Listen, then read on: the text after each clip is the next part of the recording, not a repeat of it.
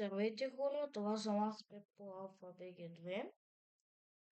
Тук съм си направил пещера за живее вътре в него. Това е Майнкрафт епизод 1 оцеляване.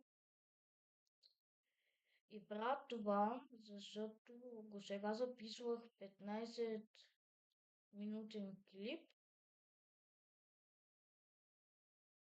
и се оказало, че не съм си пуснал микрофона.